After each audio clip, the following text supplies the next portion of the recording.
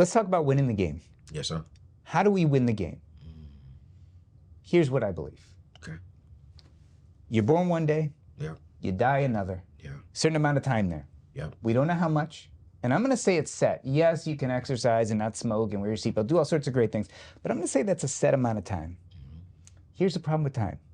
Can't buy it, can't sell it, can't trade it. In fact, you can control one thing.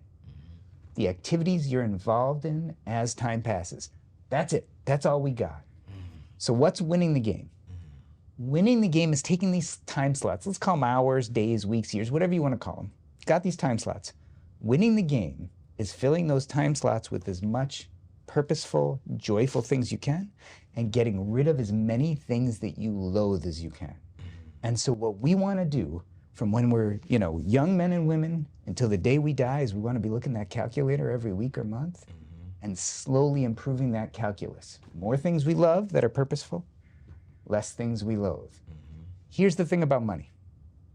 People think money is the only way to get there. It's the only tool. What I like to remind people is money is one of several tools. Yeah. We have our communities, we have our youth, we have our energy, we have our passions, we have our skills. Those are all tools. Yeah. And we can use those to pull on some levers. Yeah. What are our levers? I mentioned one already, the art of subtraction. You can get rid of things you loathe in your life. Yeah. Subtract them out. Yeah. But let's say you can't subtract them. Let's say you're at your job and you need that job, you need money, and I can't stop cutting things from work because I need that money. There's the joy of addition. Yeah. You can start adding in joyful, purposeful things into your life.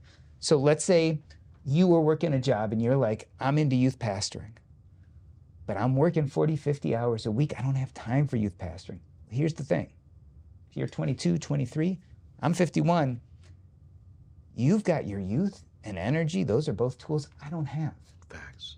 You don't have a mortgage. Facts. You might not be married. You might not have kids. Facts. So you can, maybe you're working 50 hours a week, but then on Sunday, you can volunteer to youth pastor for a few hours. Little P purpose, something you love. So what happens? After 6 months, this is lighting you up. You're attracting people to it. You love it. They love you because you love it. Someone offers you a job. Maybe they say, you know what? I'm going to give you this job because you're youth pastoring and we need people like you in our community. And you say, but I can't afford it. That only pays a fourth of what I'm getting in my job. Maybe they say, you know what? How about 2 nights a week? 2 nights a week, we'll pay you an hourly salary. You come youth pastor. This is what you were meant to do. Before you know it, you're like, I hate that job. But now I'm making a little money youth pastor. What if I can go down to 4 days a week instead of 5? And then maybe I can go to that organization and say, you know what, I'm youth pastoring at night, but now I got an extra day. What if I do a little more youth pastoring? So all of a sudden, we took someone who thought they were powerless, thought they had no tools. I have no money, I have no tools. We started using some levers, the joy of addition, started using some levers, the art of subtraction, and we started building margin in their life. Yes, sir. And if you start that at 22, wow, by the time you're 82, yeah, your schedule is gonna look like full of things you love. Yes. That you put there. Yeah. Like I'm 51. I lived the beginning of my professional career where someone else was putting stuff on my calendar all day. Ooh, talk about it. Right? Talk about it. My clinic was filling up because my office manager was putting people in. The hospital was calling me I needed to do rounds. All sorts of things. People putting things on my schedule, and I got burnt out and exhausted. You know why? I had no control over that schedule.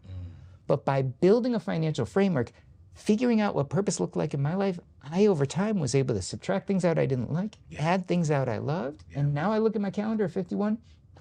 When I open up my calendar, everything I put there, even if I don't like it, right? Sometimes I do my own podcast. Sometimes I edit my own podcast. I always love editing my podcast, but you know what? Yeah.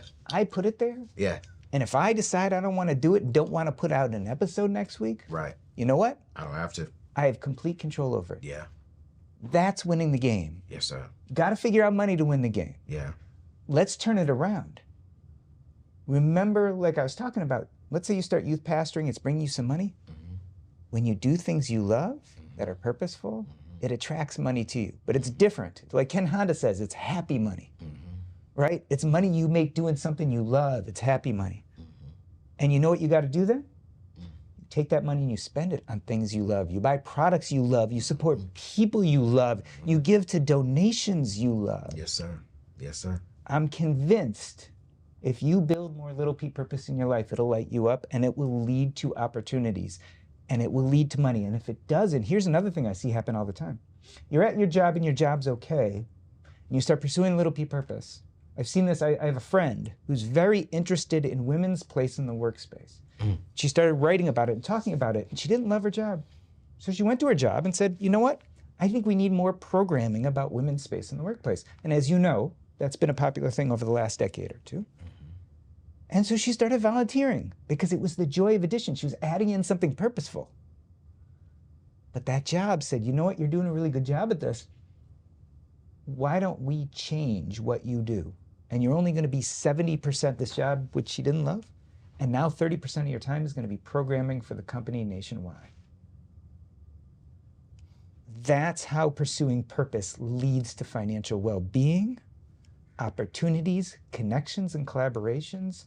But more importantly, that's how you win the game. We'll get right back here to the show, but real quick, you all know here at the table, we are all about helping you build financial freedom and build the wealth that you desire without racking up any debt. And here's the truth, that a lot of you all are on this journey of becoming a homeowner and building the life that you desire, but we gotta make sure that your credit profile is not jacked up in the midst of this process. That's why I wanna introduce you to my new friends at Kickoff. It's an easy tool that helps you build credit with 0 hidden fees and no surprises. Now, before you think I have gone crazy, listen here, Kickoff can help you build credit, watch this, without the temptation to overspend. Instead, it's a smart way to help build the kind of credit profile that could save you money on big things like a home or car insurance, because a clean credit profile can mean better interest rates. If you've been looking for a simple, practical way to improve your financial profile and build that credit foundation, give Kickoff a try. It's a straightforward tool that makes a real progress possible. Watch this. I'm gonna say this again. That makes real progress possible without getting you into any more debt. So head over to AnthonyONeal.com/kickoff. That is KIKOFF.